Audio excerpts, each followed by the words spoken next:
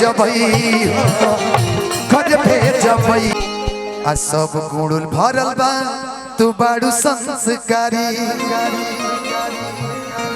लेकिन अभी नहीं बैठिए की ओढ़ी की ओढ़नी अरे लगेलू बड़ी प्यारी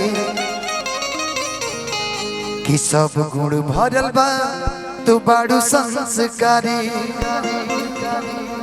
कि बनबू तू कहिया अरे माई के पतोहिया अरे देखले बिया लाई बहो कि तहरा जैसन हैंडसम लइका अरे कहवा पाई बहो कि अपन पापा के दामाद करे जा तो के बनाई बहो मुँह बनाई बिलार का से बना ले। ये गाना मैं चाहता हूँ अनुपमा जी के साथ गाऊं और एक सैड सॉन्ग का आदेश है मैं उसको गा दूं उसके बाद रेडी रहेंगे सब लोग। सैड सॉन्ग वो वाला कि लोग प्यार से जरता बदनाम सलाई बा इन नफरत की दुनिया के इहे सच्चाई बा कि लोग प्यार से जरता गोलू भैया अरे बदनाम सलाई बा लेकिन एक और हम चीज कहो कि दिल चुरावे नया वे लवन का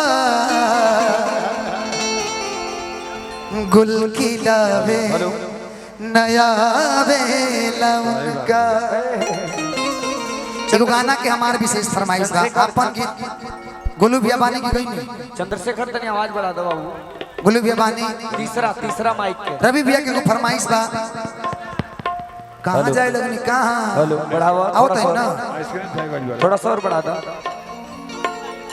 एगो लड़का के एगो लड़की से बड़ा बेइंतहा मोहब्बत बा तू है ने वो सबको मोहब्बत मुस्कान से ही क्यों हो रही नहीं है? अच्छा छोड़िए अंजलि आप आ जाओ नहीं कुछ चेंज होना आ जाओ चाहिए आ जाओ मुस्कान। आ जाओ आ जाओ मजबूत बड़ी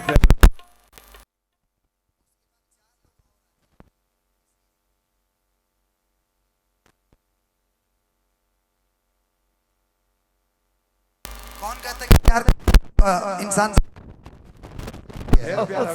मेरा खूबसूरती का राज क्या है प्यार है जनता मुझे प्यार करती इसलिए मैं आपको भी जनता प्यार नहीं गलत बात नहीं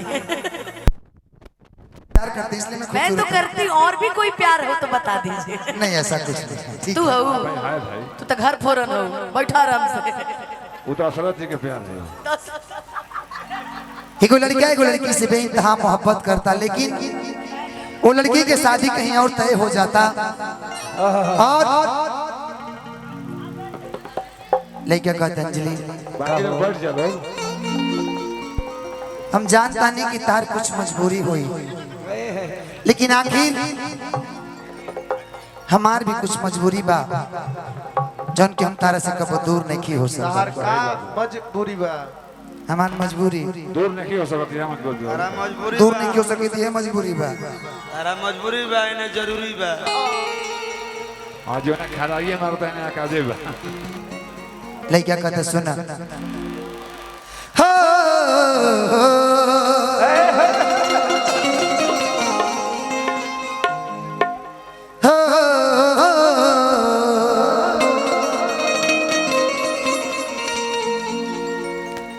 कि नैहर से गोरी जब जा जा जा जरू तो जा जा जरू तो जा लेकिन और सब के दही पे चुता थूक दो जब जब तार याद आई कब तक बताई हम तो कहते हैं घोरहरिया वाला काम कर दो भोरिया वाला कहूँ लड़का कहते सुना इनकरे के ठोके के बाद बहुत सुंदर बदमाशी छोड़ दो बबुआ कि नैहर से गोरी जब इतार सखी लो बड़ा खुश बा आज कि हमार सखी के शादी कहीं और हो गई बा, जाता है ससुराल ससुरा जाता रही। लालची औरत। लालची औरत अरे ससुरवा में जई हो खबर जब पई हो हेंगा सटबू सुकून मिलल, लेकिन तू जाता रू यही बात के गम बा कि बोढ़नी के कफन हमारा घर भेजबई हो, घर भेजबई हो नैहरा से गोरी जब ससुरवा में जई हो खबर जब पई हो ओढ़नी के कफन हमारा घर भेजबई हो, घर भेजबई हो ओढ़नी के कफन हमारा घर भेजबई हो, घर भेजबई हो। बस इतना ही संग था तुम्हारा हमारा, तुम्हारा हमारा। बस इतना ही संग था तुम्हारा हमारा, तुम्हारा हमारा।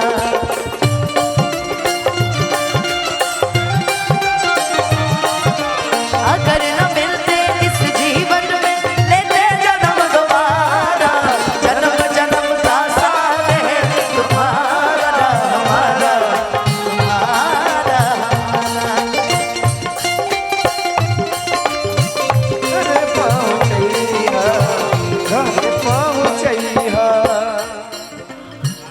चाहे फुकाएम चाहे माटी में गड़ाए तोहरा से जरिया सपनों में आए।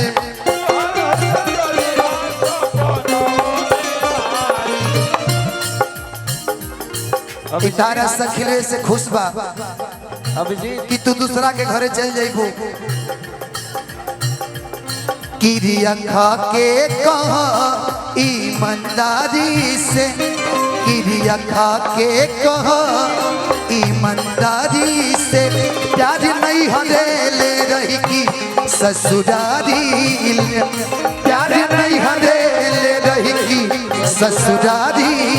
सुना देखो अंतिम मिलन बा एक हाल मिल लेबे दो ससुरालियों में है मिलन। ए मुस्कान ओ दिन तू भुला गइलू जहिया तू हमरा के खुदे लेके आओ तो मिलावे खातिर, आज तू खुदे एकरा के छोड़ाओ तारू पीछा। फिर मिलवा दे है तोहरा गावे आई बुता बोलाई बुकी ना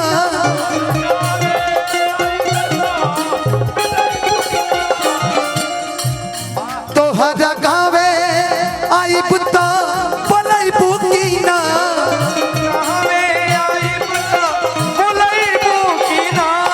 हंस के एक लोटा पनिया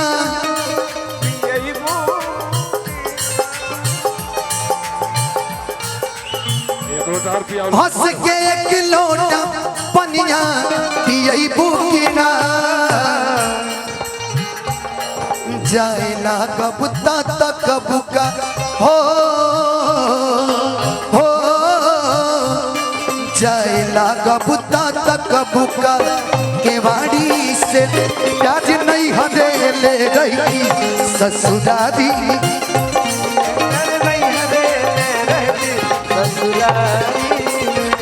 किरिया खा के कहा ईमानदारी से प्याज नहीं हदेले रही की ससुरारी ले।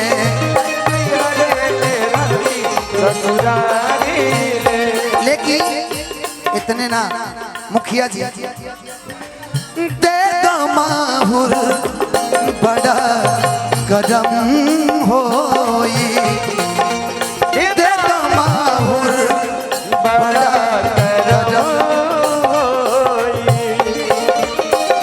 एको ऐसा ऐसा दम होई, एको ऐसा ऐसा दम होई, दे दो माहुर बड़ा करम होई।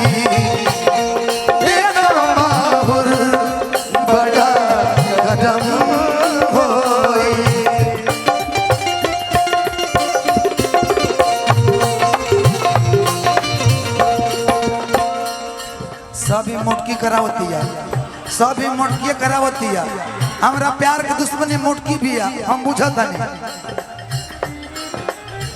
रोटी के देखी हो नयनवा के लोर के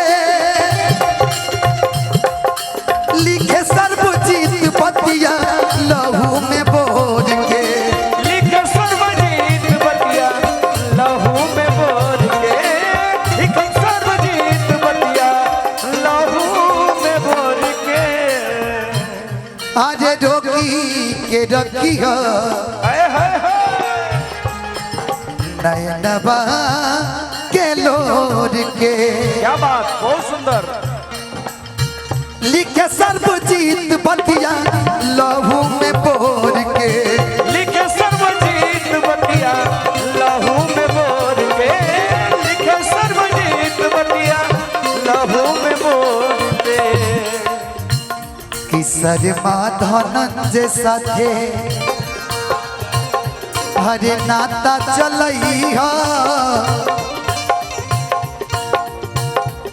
हे चुड़ैल सखी सन के। हे चुड़ैल किसर धनंजय से